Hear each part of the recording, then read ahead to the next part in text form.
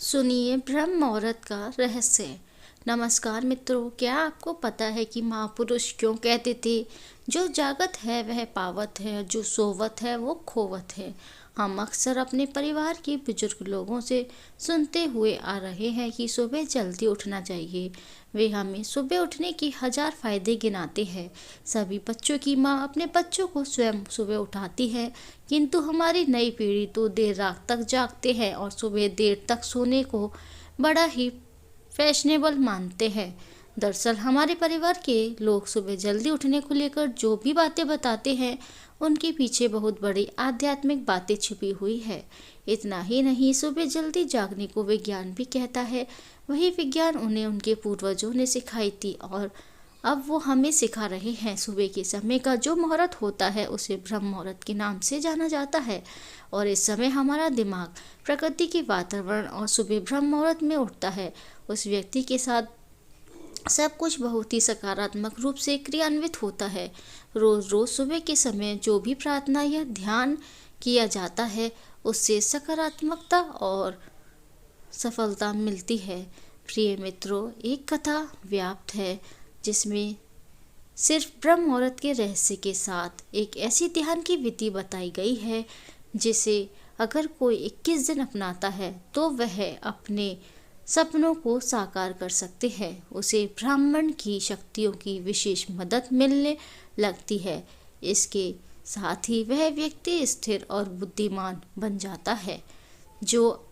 तो आइए मैं आपको वह कथा सुनाती हूँ।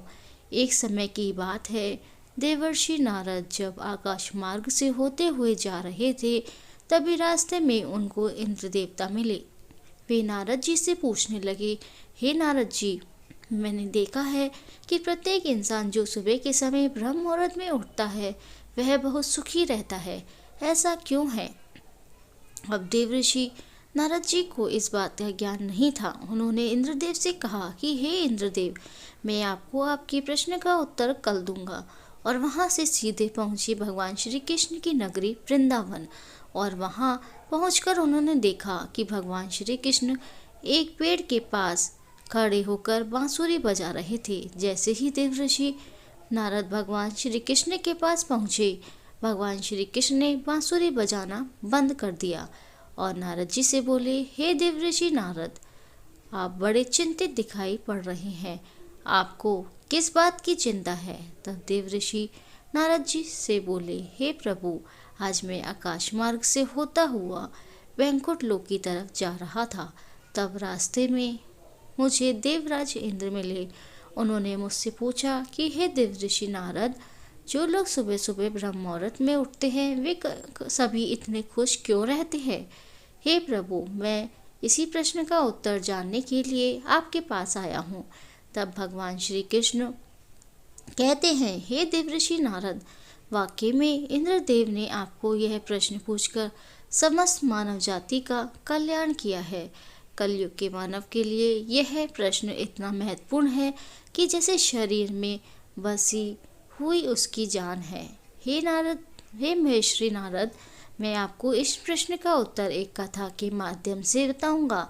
आप इस कथा को अंत तक जरूर सुने और जो भी मनुष्य इस कथा को पूरा सुन लेगा वह कभी भी इस अवसर को अपने हाथ से जाने नहीं देगा। उसका ब्रह्म मुहूर्त का रहस्य जानकर पूर्ण जीवन बदल जाएगा। तब देवर्षि नारद बोले, हे प्रभु, आप कथा सुनाइए तो सही, मैं इस कथा को पूरा सुनूंगा और समस्त लोक जगत में भी विख्यात करूंगा। तभी भगवान श्री कृष्ण कथा सुनाना प्रारंभ करते हैं। एक समय की बात है, एक नगर में एक लड़का रहता था। वह लड़का अच्छा था, लेकिन उसकी खराब आदत थी, वह देर तक सोता रहता था। सुबह उसे जगाने के लिए लाखों प्रयास किए जाते थे, किंतु सबने हार मान ली थी। वह लड़का कभी 9 बजे से पहले नहीं उठता था।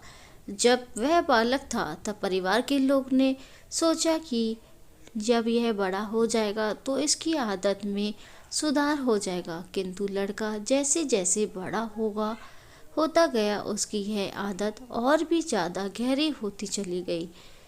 दुनिया इधर से उधर हो सकती थी, लेकिन वह लड़का कभी जल्दी नहीं उठ पाता था। उसके पिता उसकी इस आदत से बहुत ज़्यादा परेशान रहने लगे थे। उस लड़के को ढेरों नकारात्मक शक्तियों ने घेर लिया था। वह सभी को पलटकर जवाब देता था, दिन भर उदास रहता था। इसका असर उसके स्वास्थ्य पर भी पड़ रहा था। जब उस लड़के को यह पता लगा कि उसके सारे मित्र सफलता को प्राप्त कर चुके हैं, तब वह और भी ज़्यादा दुखी हो गया और ईश्वर को कोसने लगा। वह बार बार कहता था कि मेरी किस्मत खराब है, किंतु उसके पिता अच्छी तरह से जानते थे कि उस लड़के के असफल होने के पीछे क्या कारण है। मित्रों, भगवान श्री कृष्ण कहते हैं, हे देवऋषि नारद, उसके पिता को किसी सन्यासी के बारे में पता चला तो वे तुरंत अपने बेटे को समस्या को लेकर सन्यासी के पास पहुँचे। पिता ने उस सन्यासी को बड़े ही विस्तार से अपने बेटे की आदतों के बारे में बताया।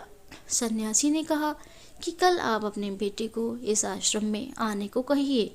पिता घर की ओर चला गया। उन्हें पता था कि अगर वो सीधे तरीके से बेटे को सन्यासी से मिलने के लिए कहेंगे तो वह कभी तैयार नहीं होगा। उन्होंने अपने बेटे को अपने पास बुलाया और कहा, तुम्हारे सारे मित्र जीवन में सफलता प्राप्त कर चुके हैं, क्या तुम सफल नहीं होना चाहते हो? लड़के ने उत्तर दिया, जरूर पिताजी, किंतु जब भी मैं अपने मित्रों से उनकी सफलता का रहस्य पूछता हूँ तब वे मुझे कुछ नहीं बताते हैं।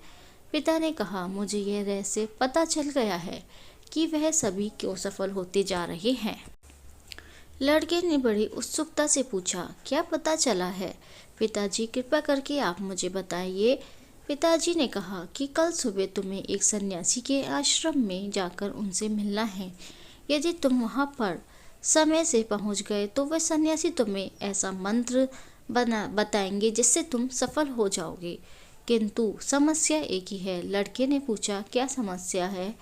पिता ने कहा, जब तक तुम सोकर उठोगे तब तक सन्यासी मिलने का समय समाप्त हो जाता है। लड़के ने कहा, पिताजी, मैं कल पूरी रात जागता रहूँगा और सुबह सन्यासी से मिलकर आऊँगा।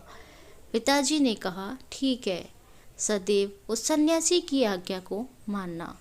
पिता की बातें सुनकर वह लड़का बहुत अधिक उत्सुक हुआ। जीवन में पहली बार उसने रात्रि जागरण किया, किंतु थोड़े ही समय में उसे नींद आ गई और वह सो गया।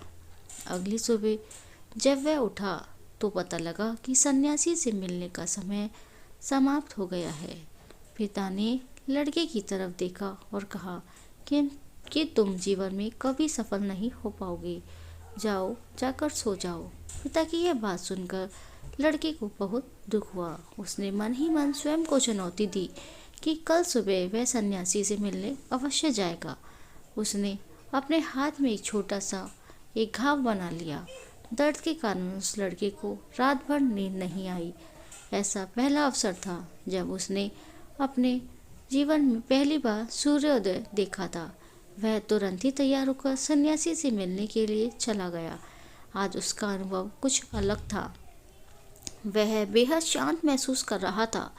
चलते चलते वह लड़का जैसे ही सन्यासी के आश्रम में पहुंचा, वहां पर उसने देखा कि सन्यासी और उनके सभी शिष्य ध्यान लगाकर बैठे हुए हैं। ध्यान का समय समाप्त हुआ। तब लड़का उस सन्यासी के पास पहुंचा और उन्हें प्रणाम करते हुए बोला कि आपके पास कोई ऐसा मंत्र है जिससे मैं सफल हो सकता हूँ? कृपया करके मुझे वह मंत्र बताइए। मैं भी अपने मित्रों के समान सफल होना चाहता हूँ और अच्छा जीवन जीना चाहता हूँ। सन्यासी मुस्कुराए और बोले, अच्छा, तो तुम वही बालक हो? तुम्हारे पिता मुझसे मिलने आए थे और उन्होंने मुझे तुम्हारे विषय में सब कुछ बताया। मैं तुम्हें वह मंत्र अवश्य देता हूँ। किंतु अब लड़के ने जैसे ही किंतु शब्द सुना, लड़का घबरा गया। उसने पूछा, किंतु क्या गुरुदेव? सन्यासी बोले, मैं तुम्हें वह मंत्र बताऊंगा, किंतु अगले 21 दिनों तक तुम्हें मेरी आज्ञा माननी होगी। मैं तुम्हें वह मंत्र 21 दिनों के बाद बताऊंगा। तब तक मैं तुमसे जो भी कार्य कहूँगा वह तुम्हें वह करना होगा। यदि तुम असफल हुए या कार्य के बीच में तुम्हारा संकल्प टूट गया, तब उस मंत्र का असर नहीं होगा। दृढ़ निश्चय के साथ उस लड़की ने कहा, हे गुरुदेव, मुझे आपकी सारी आज्ञा स्वीकार है। अगले 21 दिनों के लिए मैं आपका दास हूँ। आप जो भी कहेंगे मैं वही करूँगा। मुझे केवल और केवल उस मंत्र के बारे में जानना है। सन्यासी ने कहा, ठीक है, कल से तुम्हारा कार्य शुरू होगा। तुम इसी आश्रम में निवास करोगी। वह लड़का आश्रम में रहने के लिए तैयार हो गया। सन्यासी ने कहा कि यहाँ रहते हुए तुम्हें ब्रह्म मुहूर्त में उठना होगा और दूसरे शिष्यों की तरह ध्यान और तप करना होगा। साथ ही तुम्हें आश्रम के कार्यों में भी सहायता करनी होगी। ध्यान रहे, यह संकल्प टूटना नहीं चाहिए। अब लड़का सन्यासी की बातों से सहमत हो गया। अगले दिन से ही उसके कार्य के दिन की शुरुआत थी। इस बार लड़के ने इतना दृढ़ निश्चय किया था, किंतु एक सप्ताह बीतने की पश्चात ही उसका संकल्प टूट गया और 8वें दिन तक देर तक सोता रहा। जब वह जागा तो उसने कहा कि मुझसे इतनी बड़ी भूल हो गई है। वह रोते हुए सन्यासी के पास पहुंचा और बोला, गुरुदेव जी, मेरा संकल्प टूट गया है। अब मैं अपने जीवन में कभी सफल नहीं हो पाऊंगा। सन्यासी ने उसे समझाते हुए कहा कि एक बार फिर से शुरुआत करो, फिर से संकल्प करो।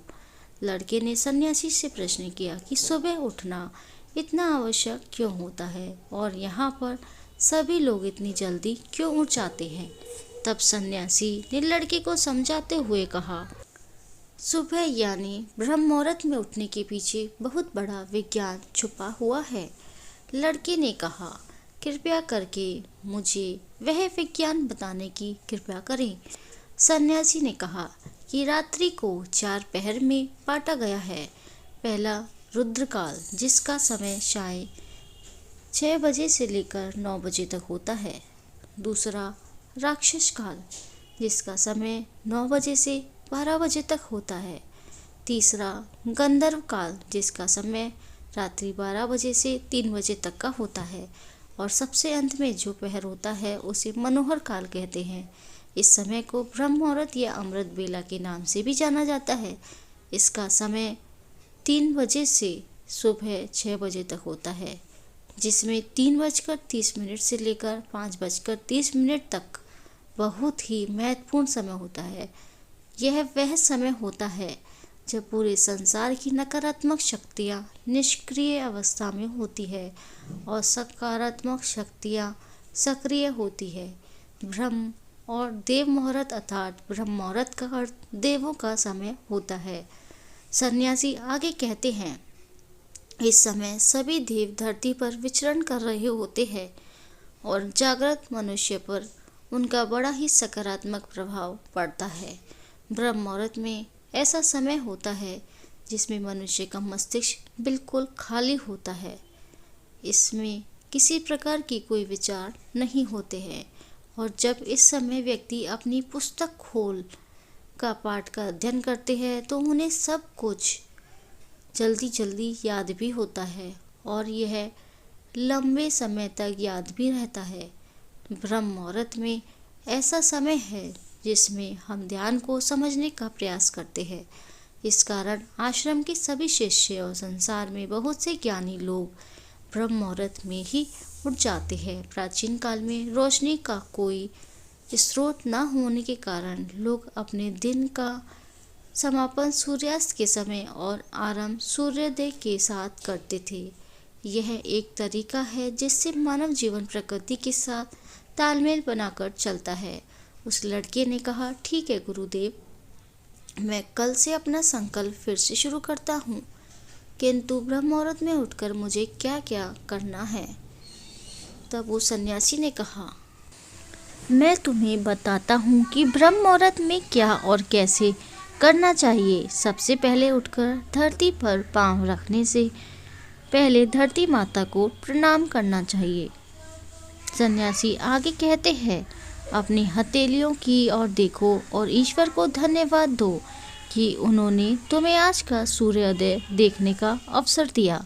इसके बाद नित्य कर्म और स्नान करने से शरीर ही नहीं बल्कि मन भी की शुद्धता भी बढ़ती है।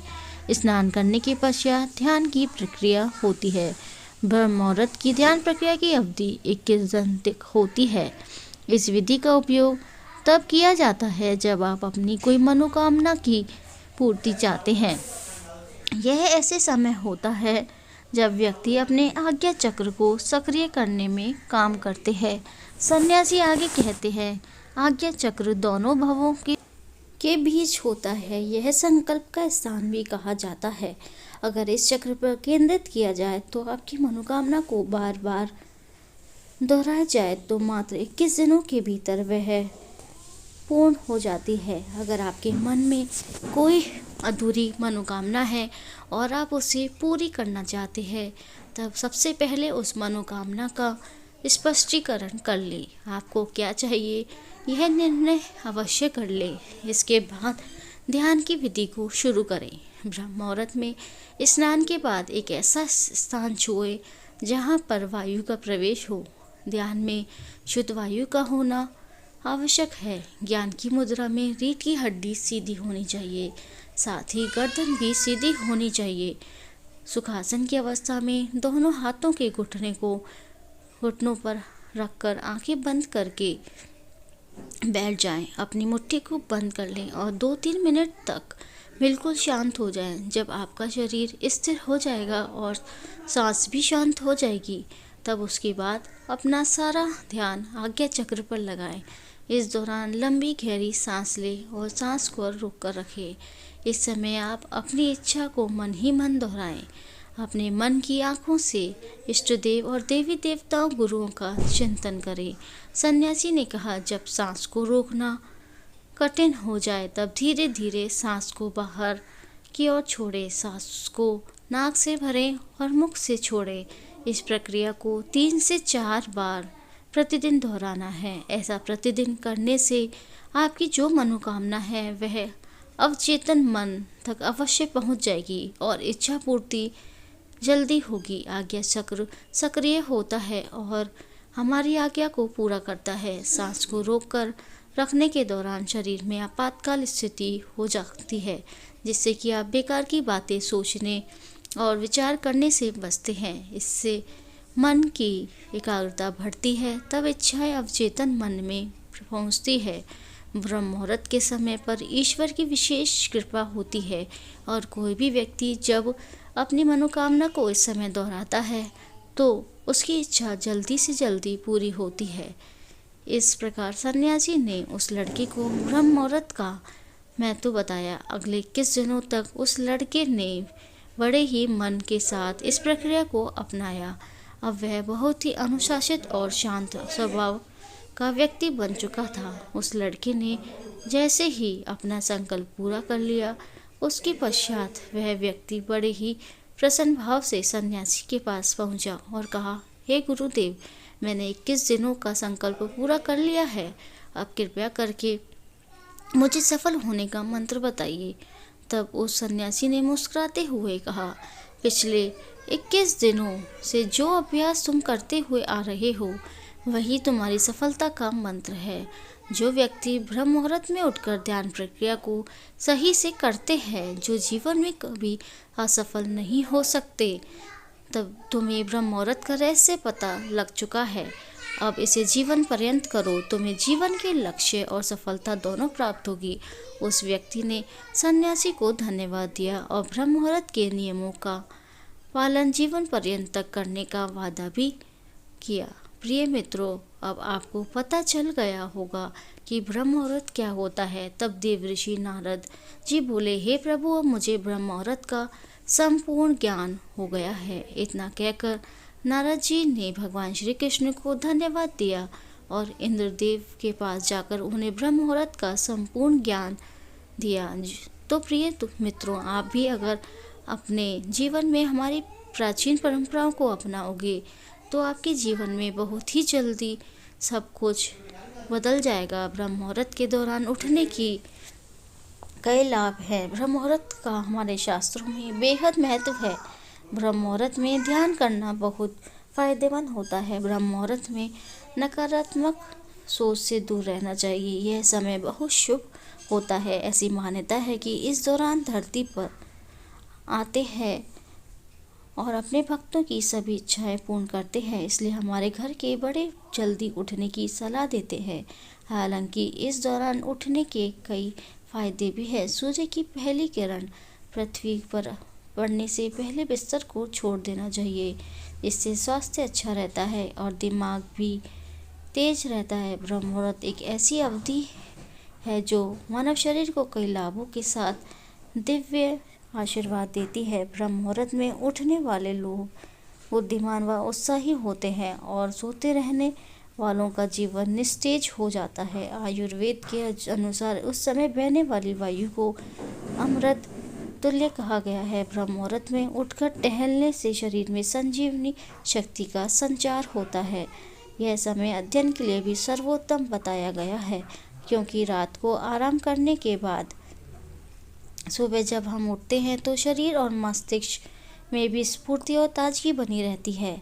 सुबह ऑक्सीजन का लेवल भी ज़्यादा होता है, तो मस्तिष्क को अतिरिक्त ऊर्जा प्रदान करता है, जिसके चलते अध्ययन पाते स्मृति कोश में आसानी से चली जाती है। इस समय संपूर्ण वातावरण शांतिमय और निर्मल होता है। देवी देवता इस काल में विचरण कर रहे होते हैं। सत्व गुणों की प्रधानता रहती है। प्रमुख मंदिरों के पट भी ब्रह्म मुहूर्त में खोल दिए जाते हैं तथा भगवान का श्रृंगार व पूजन भी ब्रह्म मुहूर्त में किए जाने का विधान है। सुबह जल्दी उठने में सौंदर्य, बल और विद्या स्वास्थ्य की प्राप्ति होती है। इस समय ग्रंथ रचना के लिए उत्तम माना गया है। वाल्मीकि रामायण के मुताबिक माता सीता को ढूंढते हुए हनुमान ब्रह्म मुहूर्त में ही अशोक वाटिका पहुँचे, जहाँ उन्होंने वेद व यज्ञ के ज्ञाताओं के मंत्रोच्चारण की आवाज़ सुनी।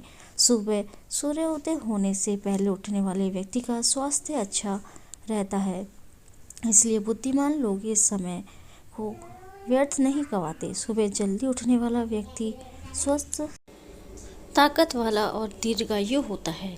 वैज्ञानिक शोधों से ज्ञात हुआ है कि ब्रह्म मुहूर्त में वायुमंडल प्रदूषण रहित होता है।